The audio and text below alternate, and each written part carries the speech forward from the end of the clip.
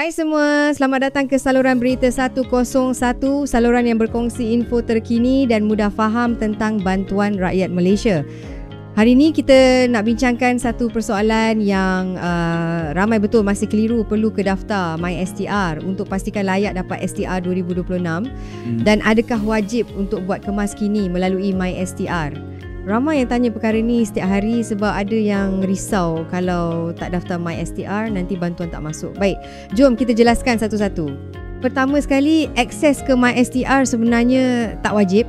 Maksudnya walaupun anda tak ada akaun MySTR, anda masih berpeluang untuk terima STR 2026. Tapi kalau tanya pandangan kami di Berita 101, sangat digalakkan untuk anda daftar dan ada akses ke MySTR.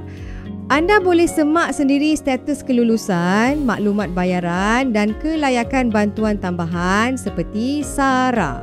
Bila ada akaun MySTR, semua maklumat tu anda boleh pantau secara dalam talian tanpa perlu pergi ke mana-mana cawangan LHDN.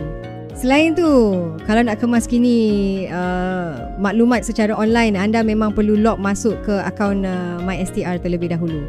Tanpa akaun tu, satu-satunya cara untuk kemas kini adalah dengan hadir sendiri ke kaunter LHDN. Jadi lebih senang kalau ada akaun, semua boleh selesai dari rumah saja. Untuk pendaftaran MySTR, prosesnya sangat mudah. Tak perlu hantar dokumen, tak perlu isi borang panjang. Cuma daftar secara dalam talian di laman rasmi bantuantunai.hasil.gov.my, ikut langkah yang diberi dan siap. Biasanya kurang daripada 3 minit. Kalau anda terlupa kata laluan, tekan saja pilihan lupa kata laluan, jawab soalan keselamatan dengan betul dan kalau masih gagal, boleh cuba semula selepas 24 jam. Kalau tetap tak berjaya, barulah perlu ke cawangan LHDN untuk dapatkan semula akses. Bagi warga emas pula, walaupun tidak diwajibkan untuk ada akses MySTR, pendaftaran ini tetap membantu sebab memudahkan mereka atau ahli keluarga memantau status bayaran dan kelulusan.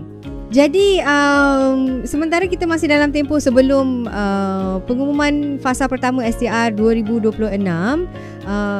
eloklah kalau anda daftar lebih awal. Jangan tunggu sampai hujung-hujung baru nak semak, nanti susah nak tahu sebab kenapa bayaran lambat atau tak masuk. Itu saja perkongsian untuk kali ini. Kalau ada sebarang pertanyaan atau pengalaman sendiri tentang MySTR, boleh kongsi di ruangan komen bawah.